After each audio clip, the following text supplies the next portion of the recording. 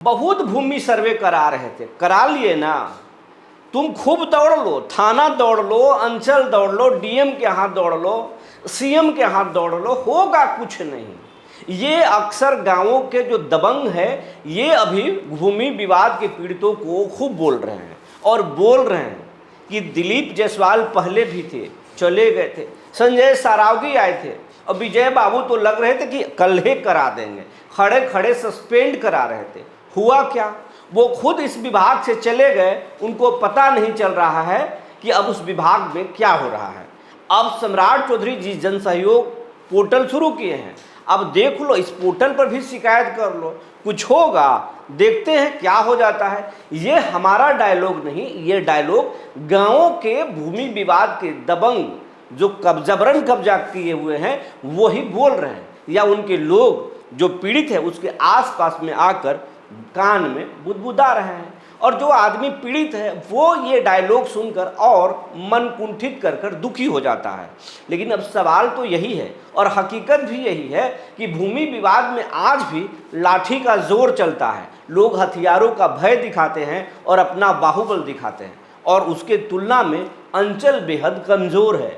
तो क्या जो सम्राट चौधरी जन सहयोग पोर्टल लागू किए हैं उससे 30 दिनों में समस्या का हल हो जाएगा? ये दावे पर अब बड़ा सवाल उठ रहा है। लेकिन आज हम इसको टटोलने की कोशिश करेंगे कि क्या सरकार की प्लानिंग है। अगर आम आदमी को जानकारी है, पत्रकार को जानकारी है, तो क्या सरकार को जानकारी नहीं है?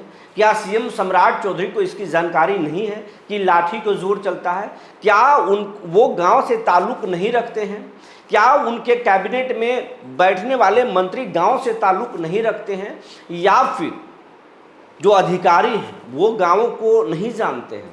आज इस बात को समझेंगे, आखिर जन सहयोग पोर्टल कितना ताकतवर है और कैसा उसका मॉनिटरिंग होगा, और जो गांवों में लाठी का जोर चलता है वो थमेगा कि नहीं थमेगा। आज इसी पर हम बात करेंगे।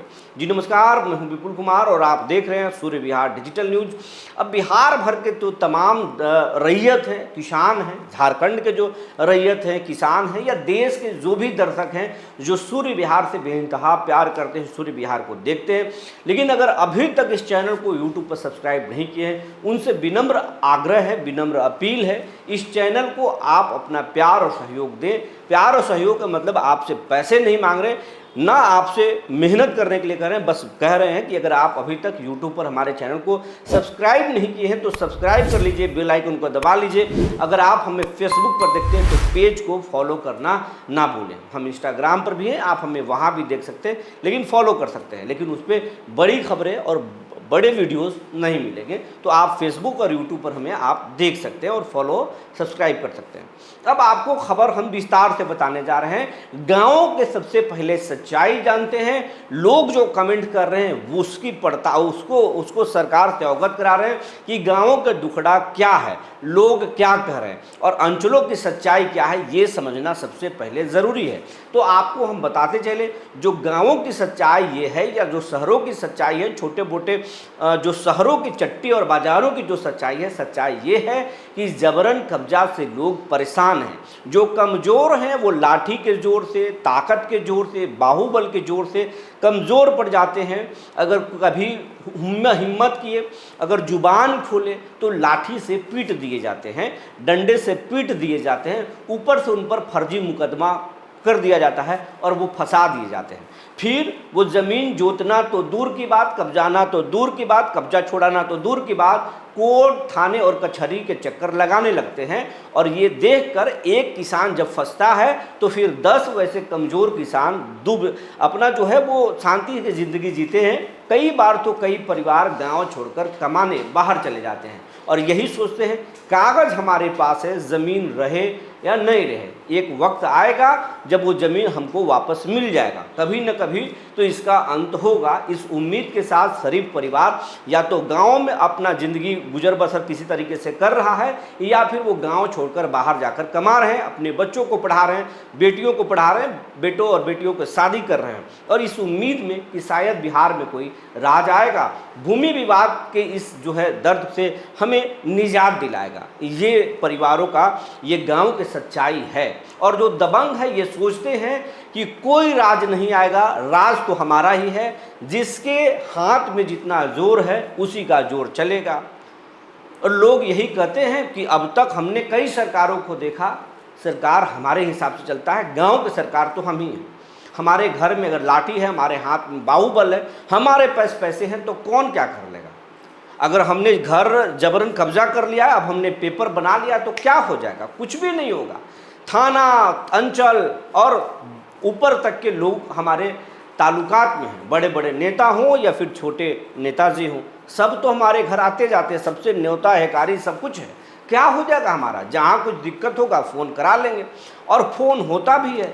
इसी दम पर वो बाहुबल अपना दिखाते रहते हैं। समय समय पर चाहे गांव में सत्यनारायण भगवान का पूजा हो या फिर कोई आयोजन हो, उनके घर में बड़े बड़े गाड़ियों से बड़े बड़े नेताजी आते हैं, और यही देखकर गांव के किसान, कमज़ोर किसान उनसे डर जाते हैं, खौफ खाते हैं, क्योंकि उनके पास बाहुबल है, पैरवी है, अप्रोच है, तो फिर कौन उनको कुछ बोलेगा। ये गांव की सच्चाई है, ये छोटे शहरों की भी सच्चाई है। इसीलिए कमज़ोर व्यक्ति शांति से जीता है, और मजबूत पहले ज़मीन पर कब्जा कर लेते हैं, फिर फर्जी कागज़ बनाते हैं, और उसके बाद में जो है वो उस पर मकान, दुकान बनाकर, इमारत बनाकर कब्जा कर लेते हैं और रेंटल पर देते हैं, कई बार उसको बेच देते हैं। ये खेल पूरी तरह से चलता है, और ये खेल खुद से नहीं चलता, बल्कि सिस्टम के मिली भगत से चलता है।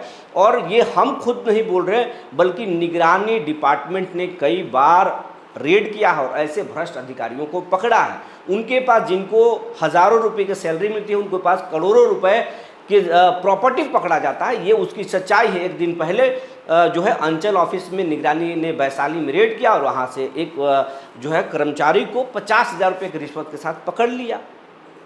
ये भी एक प्रमाण है। अगर आप निगरानी विभाग के साइट पर जाएंगे तो रोजाना, एक दिन बीच हो जाए, 2 दिन बीच हो जाए, हर रोज घूसखोर पकड़े जा रहे हैं, और ज़्यादा घूसखोर अंचल से जुड़े होते हैं। हर विभाग तो वैसे होते हैं, लेकिन अंचल से भी बहुत ज़्यादा लोग होते हैं। तो ये खेल है। तो अंचल इतना अगर कमज़ोर है, सिस्टम अगर सुस्त है, जहाँ पर रजिस्टर 2 फाड़ दिया जाता है, छेड़छाड़ कर दिया जाता है, असली मालिक को नकली हटा दिया जाता है और नकली को असली बना दिया जाता है, वहाँ पर इतने कमज़ोर सिस्टम में 30 दिनों में न्याय कैसे मिलेगा।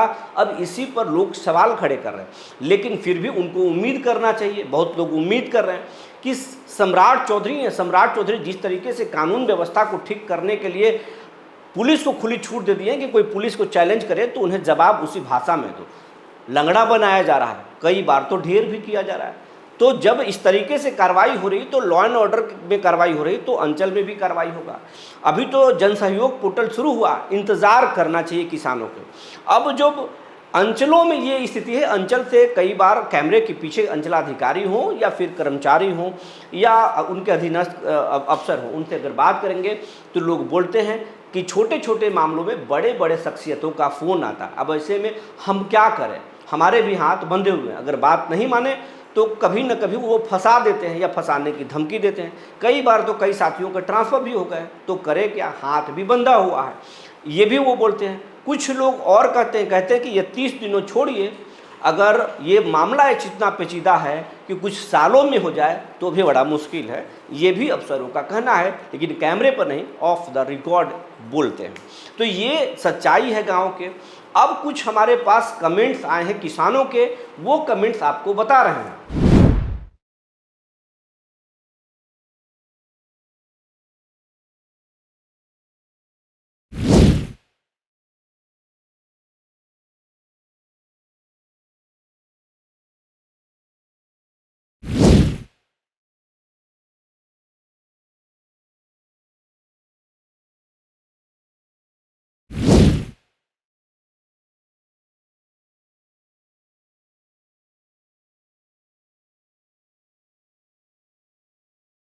अब हमारे पास कुछ किसानों के जो कमेंट्स हैं, इसमें लिखते हैं, एक है नील सिन्हा, ये लिखते हैं, अगर ऐसा काम सरकार कर देती है तो बहुत गरीब और कमज़ोर लोग का कल्याण हो जाएगा, सरकार भी वाहवाही होगी, भरोसा बढ़ेगा, लेकिन ऐसा होगा क्या। एक किसान लिखते हैं, नुकरा सिंह लिखते हैं, इसके लिए सम्राट चौधरी जी को बहुत बहुत धन्यवाद। अगर ऐसे मुख्यमंत्री मिले हैं तो बिहार को बहुत आगे ले जाएंगे, भूमि माफिया अपने मंसूबे में कामयाब नहीं होंगे। फिर कुछ लोग लिखते हैं कि ये 30 दिनों में संभव नहीं है। कोई लोग लिखता है कि हमारे गांव पर, हमारे ज़मीन पर कब्जा कर लिया गया है, हम क्या करें, हमें उपाय बताएं। कई ऑफिस में हम जा कर के ये थक चुके हैं, लेकिन कुछ हो नहीं रहा है। एक हैं जीतन कुमार, ये लिखते हैं मैं चतरा जिला से हूँ। जीतन कई बार कमेंट किया हूँ, मेरे दादाजी के नाम से 9 एकड़ ज़मीन भूमि माफिया कब्जा करके बैठे हूँ, मैं मजदूरी करके खा रहा हूँ। सरकार को मैसेज दिखाइए, शायद कुछ न्याय मिल सके।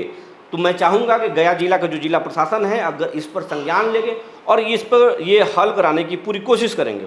अब कुछ और किसान हैं, ये लिखते हैं एमडी कलाम हैं, ये लिखते हैं कि मैं बांका जिला से रहने वाला हूँ। इनके पास ये लंबा चौड़ा आवेदन लिख दिए हैं और ये इनका परेशानी ये है, इनके साथ भी ज़मीन के खाता खेसरा में गड़बड़ी हुई है और बहुत परेशानी है। ये कई बार जो है आवेदन किए हैं, परेशानी नहीं हुई है। अपना जो है ये डिस्ट्रिक्ट मजिस्ट्रेट, ये superintendent of police, district magistrate, ये दोनों का आवेदन दिए हैं।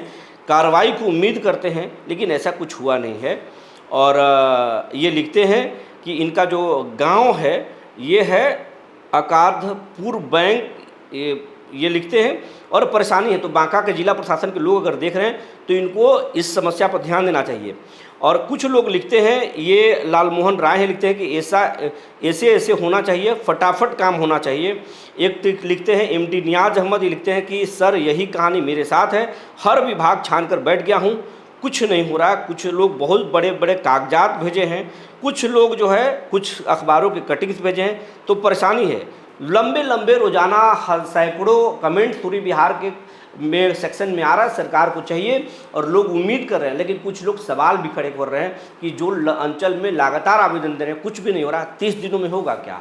तो ये सवाल है। अभी सवाल जो उठ रहे हैं, अब सरकार की जिम्मेवारी ज़्यादा बढ़ गई है कि किसानों के भरोसे पर आपको खरा उतरना पड़ेगा। जो जानकारी निकल कर आई थी हमने आपको बता दिया। तब तक के लिए धन्यवाद।